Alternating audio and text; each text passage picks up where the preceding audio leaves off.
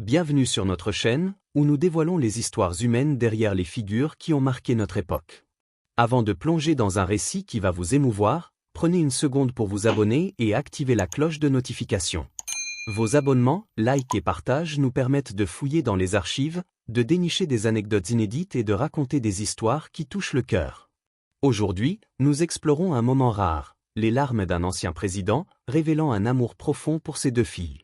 Derrière les discours historiques, les décisions qui ont façonné le monde et les projecteurs incessants, se trouve un père dont la plus grande fierté est d'avoir vu ses filles grandir sous le regard de milliards de personnes.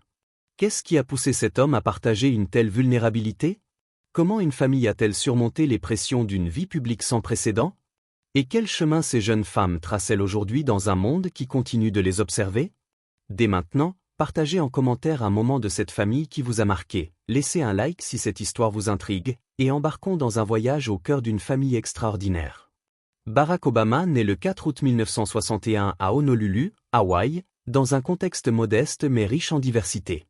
Fils d'Anne Dunham, une anthropologue américaine, et de Barack Hussein Sir, un économiste kényan, il grandit entre Hawaï et l'Indonésie, élevé principalement par sa mère et ses grands-parents maternels, Madeleine et Stanley Dunham.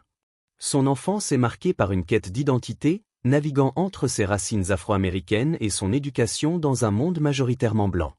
Après des études à Occidental College, Columbia University et Harvard Law School, il s'installe à Chicago, où il devient organisateur communautaire, un rôle qui forge son engagement pour la justice sociale.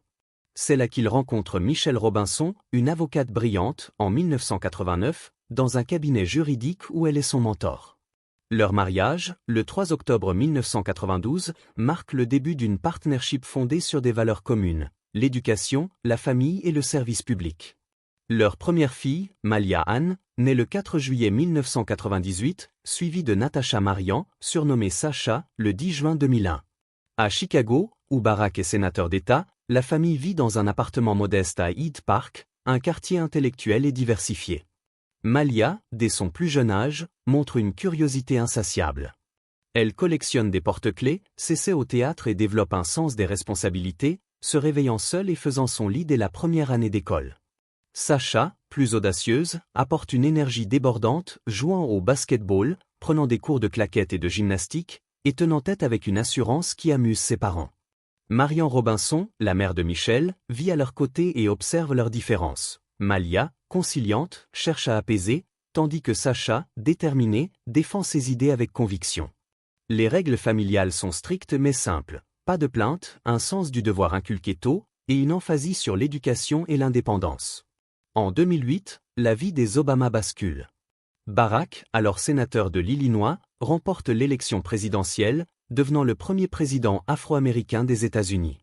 En janvier 2009, la famille s'installe à la Maison-Blanche. Malia a 10 ans, Sacha 7. Le déménagement est un bouleversement. Barack confie aux médias son inquiétude pour ses filles, qui doivent quitter leurs amis, leur école et leur vie à Chicago. Elles ne seront pas dévastées si ça ne marche pas, plaisante-t-il, masquant une réelle préoccupation. La Maison-Blanche, avec ses couloirs surveillés par le secret service, ses protocoles stricts et son absence d'intimité, est un monde à part. Malia et Sacha s'inscrivent à Sidwell Friends, une école privée prestigieuse à Washington, D.C., mais leur quotidien est tout sauf ordinaire. Les agents du secret service, omniprésents, les suivent à l'école, lors de sorties entre amis, et même dans des moments privés. Michelle, dans une interview de décembre 2011, insiste sur leur adaptation. « Mes filles sont en bonne santé, elles s'épanouissent, elles mènent une vie aussi normale que possible. » Pourtant, la normalité est un défi constant. Les médias scrutent leurs tenues, leurs expressions, leurs moindres gestes. Les sorties au cinéma ou à la patinoire nécessitent une logistique militaire. Malgré cela, les Obama s'efforcent de préserver l'enfance de leurs filles, organisant des soirées pyjama à la Maison-Blanche, des anniversaires discrets, et des moments familiaux autour de jeux de société ou de dîners. Marian Robinson, qui vit avec eux, devient une figure stabilisante, offrant une présence chaleureuse dans un environnement souvent intimidant. Malia, l'aînée, se distingue par une maturité précoce qui impressionne ses parents. À 6 ans, lors d'une promenade au bord du lac Michigan à Chicago, elle pose une question inattendue. « Papa, sommes-nous riches ?» Barack, surpris, explique qu'ils sont à l'aise mais pas excessivement riches, soulignant l'importance de la simplicité. La réponse de Malia, C'est bien, je veux une vie simple, révèle une profondeur qui touche son père. En 2020, il la décrit comme une jeune femme curieuse, incapable de s'ennuyer, trouvant de la joie dans les conversations et les rencontres humaines. À l'adolescence, Malia vit des rites de passage typiques sous un regard inhabituel. En 2014, elle assiste à son bal de promo en tant qu'élève de seconde à Sidwell Friends. Barack, dans une interview télévisée, partage son émotion mêlée d'humour. « Voir ma fille en talons était troublant, mais elle était magnifique. » Après son diplôme de lycée en 2016, Malia prend une année sabbatique, une décision soutenue par ses parents pour lui permettre d'explorer ses passions avant d'intégrer Harvard en 2017. À Harvard, elle obtient son diplôme en 2021, se spécialisant dans les études visuelles et environnementales. Pendant son année sabbatique, elle effectue des stages dans l'industrie du cinéma, travaillant sur la série Girls de Lena Dunham et à la Weinstein Company, puis comme assistante de production sur Extant. En 2023, elle rejoint l'équipe de scénaristes de Swarm, une série Amazon produite par Donald Glover. Janine Nabert, co-créatrice, loue son talent, ses idées sont audacieuses, parfois folles, mais toujours brillantes. Elle est pleinement dédiée à son article. En 2024, Malia fait ses débuts de réalisatrice avec The Hat, un court-métrage présenté au festival de Sundance sous le nom de Malia Anne. Le film, centré sur un fils en deuil découvrant une requête inhabituelle dans le testament de sa mère, explore des thèmes universels de perte, de solitude et de pardon. Malia décrit son œuvre comme une méditation sur des objets perdus et des gens solitaires, espérant offrir réconfort et connexion aux spectateurs. En parallèle, elle s'engage dans l'activisme, participant aux manifestations Black Lives Matter en 2020 avec sa sœur, un témoignage de son engagement pour la justice sociale. Sacha, la cadette, née Natacha Marian, incarne une énergie et une assurance qui illuminent la famille. Surnommée Radiance par le Secret Service, elle grandit avec un humour qui devient légendaire à la Maison-Blanche. À l'âge de 7 ans, elle déclare « Nous sommes paix au lieu de paisible », une maladresse qui devient une blague familiale lorsque Barack cherche du calme. Il admire sa confiance, elle n'est intimidée par aucun titre, elle dit ce qu'elle pense, qu'elle juge quelque chose juste ou faux. Sacha excelle dans plusieurs domaines. Elle joue au basketball, prend des cours de piano et développe un talent pour le dessin, partageant ses œuvres avec ses proches. Elle parle couramment espagnol, un atout qu'elle met en avant lors d'un voyage officiel à Cuba en 2016, impressionnant les diplomates par sa aisance. Ses choix vestimentaires, élégants et adaptés à son âge, font d'elle une icône de mode discrète, souvent saluée pour son style naturel. Passionnée de littérature, elle dévore des livres et partage son amour de la lecture dans des discussions familiales. Fan de Beyoncé, elle assiste à plusieurs de ses concerts, un détail qui humanise son image. Sacha s'engage également pour des causes environnementales et la sensibilisation à la santé mentale, plaidant pour briser la stigmatisation autour du bien-être psychologique. Après son diplôme de Sidwell Friends en 2019, elle s'inscrit à l'Université du Michigan, où elle commence ses études en ligne à cause de la pandémie de Covid-19. En 2021, elle se transfère à l'Université de Californie du Sud, USC, poursuivant ses études en sociologie. En 2024, elle apparaît comme intervieweuse de casting dans la série documentaire Couple Thérapie, créditée sous le nom de Natasha Obama, suggérant une carrière émergente dans le divertissement, à l'image de sa sœur. Vivre à la Maison-Blanche est une épreuve unique. Malia et Sacha grandissent sous une surveillance constante, leurs moindres gestes scrutés par les médias et les réseaux sociaux. Les agents du Secret Service, omniprésents, perturbent parfois des moments d'intimité, comme un rendez-vous galant interrompu par un protocole de sécurité. Pourtant, leur lien fraternel devient une ancre. Michelle, dans son livre The Light We Carry publié en 2022, évoque leur connexion profonde, elles sont les seules à comprendre ce qu'elles ont traversé, grandir sous le plus grand projecteur du monde pendant l'adolescence et la puberté. Les Obama protègent farouchement la vie privée de leur fille. Michelle, dans une interview avec un magazine en langue espagnole, explique « Partager des anecdotes personnelles est un défi, car je veux protéger mes filles de l'exposition publique. » Les relations amoureuses des filles restent discrètes, mais font parfois les gros titres. Malia, aperçue avec un étudiant britannique à Harvard en 2017, puis avec un producteur éthiopien en 2022, garde ses romances hors des projecteurs.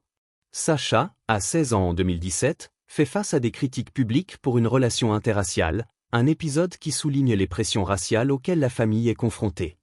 En 2021, elle est liée à Clifton Powell Jr. Fils d'un acteur américain. Michelle révèle cette relation par inadvertance lors d'une apparition télévisée en 2022, notant que Sacha, alors âgé de 20 ans, semble épanoui. Clifton Powell Sr., le père, exprime son souhait que son fils traite Sacha avec respect, je lui dis de la traiter comme il voudrait qu'on traite sa propre fille. Les Obama soutiennent les choix de leur fille. Elles ont 24 et 21 ans, elles découvrent ce qu'elles veulent dans leur relation, confie Michelle, soulignant leur autonomie. Un moment clé illustre l'humanité de Barack. En octobre 2009, il reçoit le prix Nobel de la paix, une distinction qui le surprend autant qu'elle divise. Dans le jardin des roses de la Maison-Blanche, il livre un discours sobre de 6 minutes, « Je ne considère pas cela comme une reconnaissance de mes propres mérites, mais comme un appel à l'action collective pour la justice et la dignité dans le monde. » Il exprime son humilité, conscient d'être honoré aux côtés de figures comme Martin Luther King Jr. ou Nelson Mandela, et souligne son engagement pour des enjeux comme le changement climatique et le désarmement nucléaire. À la maison, l'ambiance est plus légère. Malia, 11 ans, et Sacha, 8 ans, accourent pour le féliciter. « Papa, tu as gagné le Nobel, et c'est l'anniversaire de Beau », lance Malia, faisant référence au chien familial. Sacha ajoute avec enthousiasme, « Et on a un week-end de 3 jours pour Columbus Day ». Leur joie enfantine, ancrée dans les détails du quotidien, ramène Barack à l'essentiel, loin des débats mondiaux. Pourtant, le prix suscite des controverses.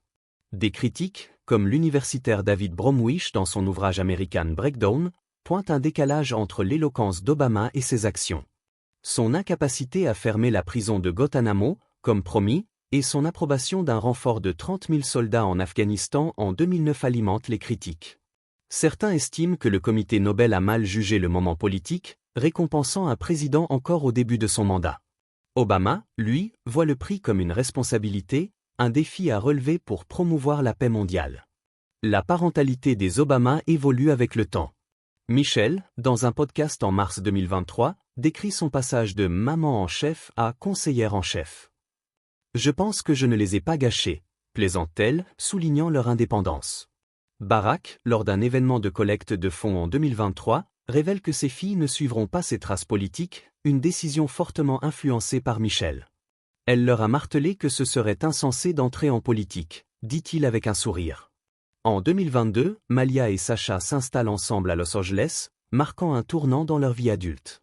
Elles aménagent un appartement avec des meubles chinés dans des ventes de garage et des courses à IKEA, respectant un budget modeste. Michelle, dans une interview télévisée, raconte un apéritif chez elle, les martinis étaient un peu faibles, mais c'était touchant de les voir si indépendantes. Ce moment, simple mais significatif, reflète leur complicité. Les sœurs partagent une table de cuisine, un espace où elles trouvent du réconfort l'une auprès de l'autre, un écho des valeurs familiales inculquées par leurs parents.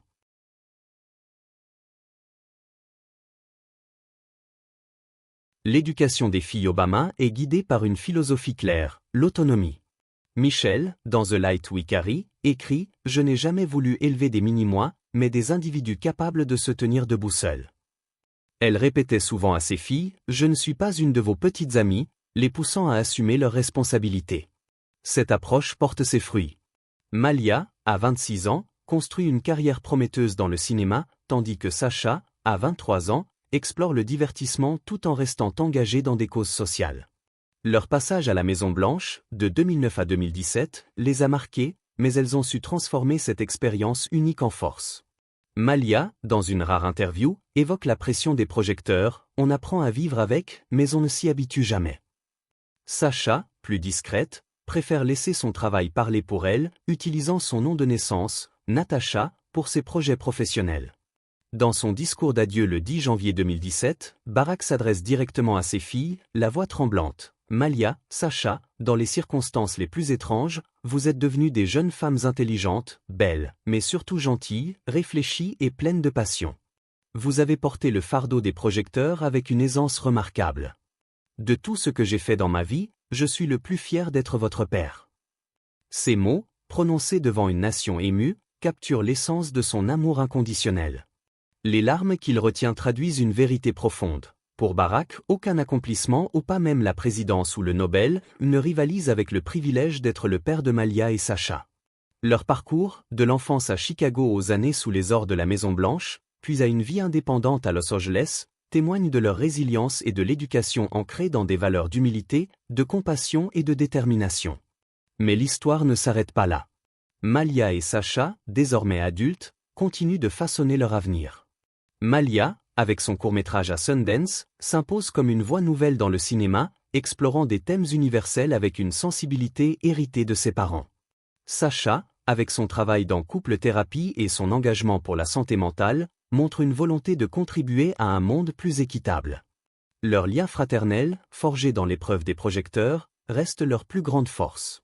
Michel écrit, « Elles savent qu'elles ont une connexion unique, née d'une expérience que personne d'autre ne peut comprendre. » Pourtant, des questions persistent. Comment ont-elles surmonté la pression constante des médias? Quels défis attendent-elles dans leurs carrières émergentes? Et quel héritage familial porteront-elles dans un monde en constante évolution? Leur histoire, celle d'une famille qui a navigué entre le privé et le public, entre l'ordinaire et l'extraordinaire, nous rappelle que même les figures les plus influentes sont avant tout humaines, liées par l'amour et les sacrifices. Nous aimerions entendre vos réflexions. Quel moment de cette famille vous a le plus touché? Le discours d'adieu de Barack, l'engagement de Malia et Sacha, ou une anecdote de leur vie à la Maison-Blanche? Partagez vos pensées en commentaire, laissez un like si cette histoire vous a ému, et abonnez-vous pour ne rien manquer de nos prochaines plongées dans les récits humains qui façonnent notre époque.